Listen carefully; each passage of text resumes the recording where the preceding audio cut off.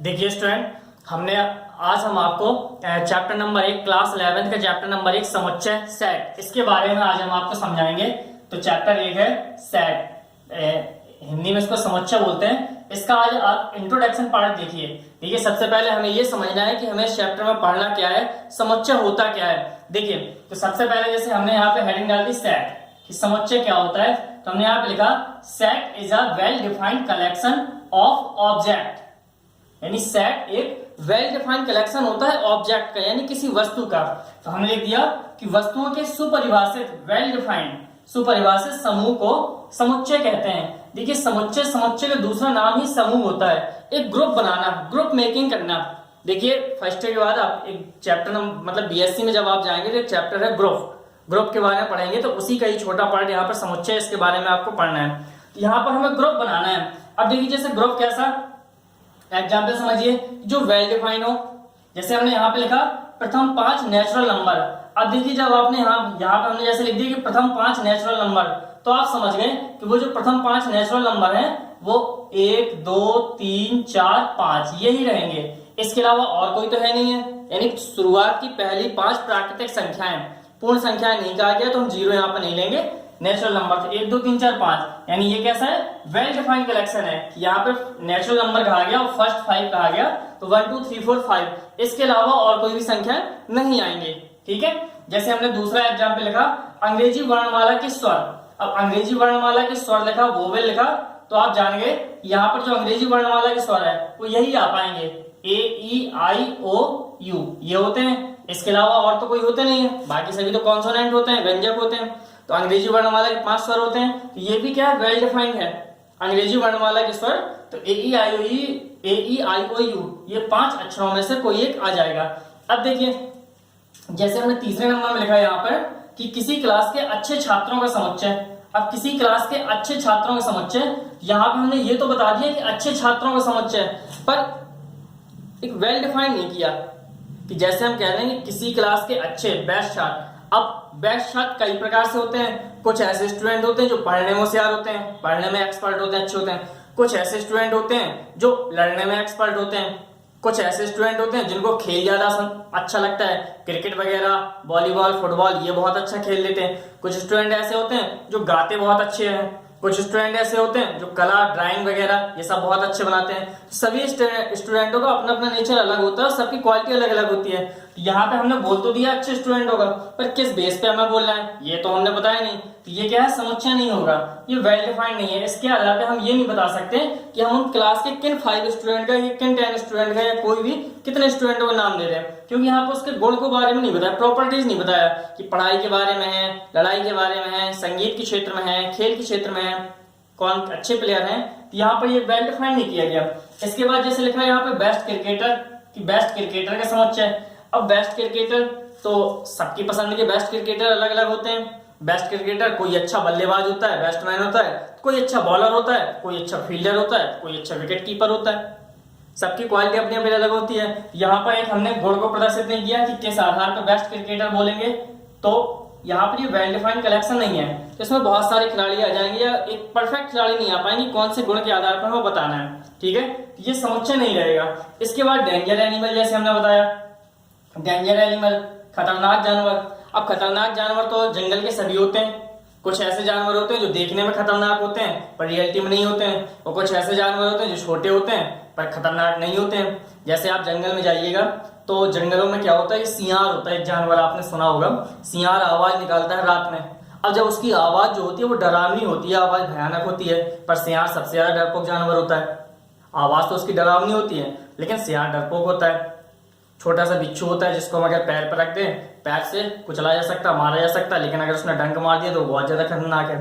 तो danger animal होते हैं, पर इसके यहाँ पर एक किसी ग्रुप को नहीं बताया, किसी विशेष गुण को नहीं बताया, प्रॉपर्टीज को नहीं बताया, किस आधार पर कि मांसाहारी जानवर जो इंसानों से डरते हैं या किस पर आक्रमण कर सकते हैं। तो देखने में जैसे हाथी बहुत बड़ा होता है पर वो मांसाहारी होता नहीं है।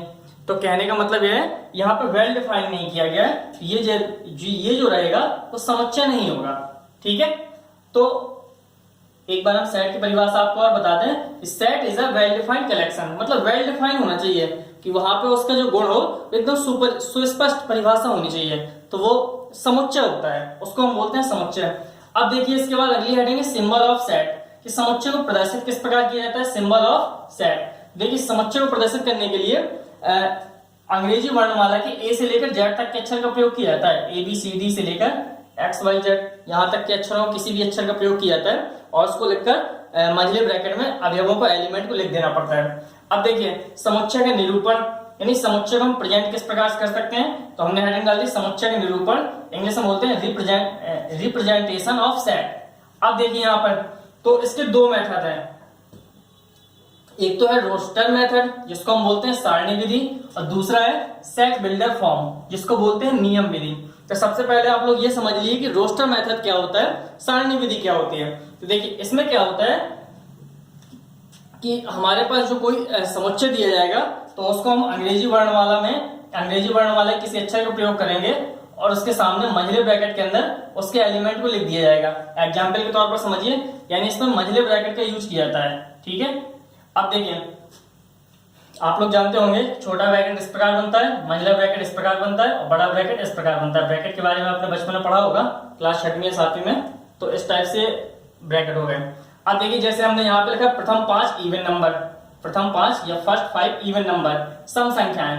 अब आपको पता है कि सम संख्याएं 2, 4, 6, 8, 10, 12, 14, 16 इस प्रकार से होती हैं, जिनमें 2 का भाग चला जाता है। फर्स्ट 5 प्रथम 5 लिखना है। यहाँ पर जैसे हमने अब रोस्टर विधि से लिख रहे हैं तो प्रथम 5 इवन नंबर, तो हमने लिख दिया अंग्रेजी वर्णमाला किसी अक्षर का प्रयोग किया, तो यहाँ पे लिख दिया ए या कैपिटल ए बराबर और 2, 4, 6, 8, 10, यहाँ से उसको मंझले ब्रैकेट के अंदर बंद कर दिया। तो इसमें क्या होता है, रोस्टर फॉर्म में मंझले ब्रैकेट का प्रयोग किया जाता है और अंग्रेजी वर्णमाला किसी अक्षर का प्रयोग किया जाता है, ठीक, कैपिटल लेटर का। दूसरा जैसे एग्जाम्पल देखिए कि अंग्रेजी वर्णमाला के स्वर या वोवल का समुच्चय। तो अब देखिए यहाँ पे हमने यहाँ पे ए का यूज किया था, अब यहाँ पे हम कोई भी सिंबल ले रहे हैं तो हमने यहाँ पर एस ले लिया, जैसे एस बराबर और अंग्रेजी वर्णमाला के स्वर आप लोग जानते हैं ए ई आई ओ यू, ये सारे एलिमेंट लिख दिए और सभी में कॉमा लगा दिया और मंझले ब्रैकेट से बंद कर दिया। तो इस प्रकार से रोस्टर फॉर्म के द्वारा लिखा जाता है। अब जब रोस्टर फॉर्म हो जाएगा तो इसके बाद अगला मेथड आता है सेट बिल्डर मेथड, जिसको बोलते हैं सेट बिल्डर फॉर्म नियम विधि। अब देखिए नियम विधि में क्या होता है, तो नियम विधि में क्या होता है कि जो हमारे पास समुच्चय दिया गया है उसके किसी विशेष गुण को मंझले ब्रैकेट के अंदर लिख दिया जाता है, कि किसी विशेष गुण को मंझले ब्रैकेट के अंदर लिख दिया जाता है। अब देखिए जैसे यहाँ पर एग्जाम्पल के तौर पर आप लोग समझेंगे, जैसे हमने लिखा है यहाँ पर कि ए बराबर 1 2 3 4 5 6 7 8 9 10 ऐसा लिखा। तो ये अब क्या है, तो ये आप देख रहे होंगे कि 1 से लेकर हमने 10 तक की गिनती लिख दी, यानी प्रथम 10 संख्याएं है, प्रथम 10 प्राकृतिक संख्या नेचुरल नंबर है। अब देखिए इसको हम सेट बिल्डर फॉर्म में लिख रहे हैं, तो हमने लिख दिया ए बराबर मंझला ब्रैकेट यूज किया और यहाँ पे लिखा एक्स सच दैट एक्स ऐसा है कि एक्स प्रथम 10 नेचुरल नंबर है और ब्रैकेट को बंद कर दिया। अब देखिए जैसे नंबर 2, इसको बोलते हैं x such that x, Hindi में बोलते हैं एक्स ऐसा है कि एक्स। अब देखिए बी नंबर है, जैसे बी नंबर में लिखा हमने सतलज, रावी, व्यास, झेलम, चिनाब। अब यहां से आप लोग देख रहे होंगे ये किन्हीं नदियों के नाम लिखे हैं, पर नदियों में क्या विशेषता है, तो देखिए ये उत्तर भारत की सिंधु नदी की सहायक नदियां हैं। उत्तर भारत में तो बहुत सारी नदियां हैं, सिंधु नदी, गंगा नदी, यमुना नदी, बहुत सारी नदियां हैं, लेकिन अब ये जो नदियां हैं इन नदियों में ये विशेषता हो रही है, इनका प्रमुख गुण ये है ये सभी सिंधु नदी की सहायक नदियां हैं। तो हमने इसको लिख दिया कि बी बराबर मंझला bracket x such that x Sindhu नदी की सहायक नदियां हैं, ठीक, और ब्रैकेट बंद कर दिया, यानी हेल्पर रिवर है सिंधु नदी की। अब देखिए इसके बाद अगला टॉपिक आता है ऑर्डर या क्रम। अब समुच्चय में क्या होता है कि क्रम का कोई प्रभाव नहीं पड़ता है, यानी हम क्रम को बदल सकते हैं। जैसे हमारे पास एक समुच्चय यहाँ पर सेट दिया गया है कि ए बराबर मंझले ब्रैकेट में ए कॉमा बी कॉमा सी, तो हम इसको इस प्रकार से लिख सकते हैं, जैसे हमने इसको इस प्रकार से लिख सकते हैं कि ए बराबर और हम क्रम चेंज कर सकते हैं। मान लीजिए हमने सी को पहले लिख दिया, फिर बी को, फिर ए को, या कोई भी क्रम में लिख सकते हैं, या हमने बी ए सी इस प्रकार से भी लिख सकते हैं। तो समुच्चय में क्या होता है कि क्रम हम बदल सकते हैं, ऑर्डर का कोई प्रभाव नहीं पड़ता। दूसरा, जैसे यहाँ पर हमने दूसरा समुच्चय लिखा बी बराबर 0 2 3 0 2 3 इस प्रकार से लिखा है यहाँ पर। तो यहाँ पर क्या रहेगा कि एक नियम होता है समुच्चय में, यदि मझले ब्रैकेट के अंदर कोई संख्याएं लिखी हैं तो रिपीट नहीं होनी चाहिए। अब देखिए यहाँ पर 0 है, यहाँ पर 0 है, तो एक बार 0 लिख देंगे, फिर 2 यहाँ पर है, 2 यहाँ पर है, तो एक बार लिख दिया, और 3 यहाँ पर है, 3 यहाँ पर है, तो एक बार लिख दिया। तो मझले ब्रैकेट के अंदर रिपीटेशन नॉट अलाउड, मतलब रिपीट नहीं होनी चाहिए संख्या। अगर बार बार रिपीट हो रही हैं तो उनको एक बार लिख दिया जाता है, बार बार लिखने की जरूरत नहीं होती है। ठीक है, तो ये हो गया यहाँ पर ऑर्डर या क्रम। अब देखिए इसके बाद अगला टॉपिक आता है टाइप ऑफ सेट, यानी समुच्चय के प्रकार। अब समुच्चय के प्रकार, ये समुच्चय कितने प्रकार का होता है? तो देखिए समुच्चय तो कई प्रकार के होते हैं, पर आपका जो फर्स्ट ईयर का कोर्स है उसमें कुछ विशेष समुच्चय हैं जिनके बारे में आपको पढ़ना है। अब देखिए किन किन समुच्चयों के बारे में आपको पढ़ना है। जैसे पहला है परिमित समुच्चय, इंग्लिश में बोलते हैं इनफाइनाइट सेट। दूसरा है अपरिमित समुच्चय, नॉट इनफाइनाइट सेट। तीसरा है रिक्त समुच्चय, नल सेट। चौथा है समान समुच्चय, इक्वल सेट। पांचवा है एकल समुच्चय, सिंगलटन सेट, इंग्लिश में बोलते हैं इसको सिंगलटन सेट। छठवां है सार्वत्रिक समुच्चय, इसको बोलते हैं यूनिवर्सल सेट। ये बहुत मोस्ट होता है, इसको देखिए हम पढ़ाएंगे आपको। अभी आपको टाइप के बारे में पढ़ना है, कितने टाइप के होते हैं।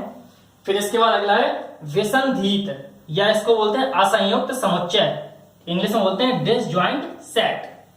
फिर इसके बाद अगला है पूरक समुच्चय, इंग्लिश में बोलते हैं complementary set.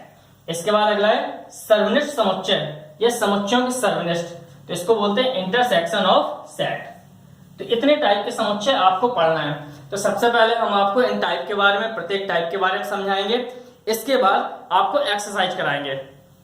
Thank you so much for the loving support. Next video में इसके बाद आपको समझाएंगे। और हमारी एक आपसे रिक्वेस्ट है कि जिन लोगों ने अभी तक हमारे चैनल को सब्सक्राइब नहीं किया है, प्लीज उसको सब्सक्राइब कर लीजिए। थैंक्स।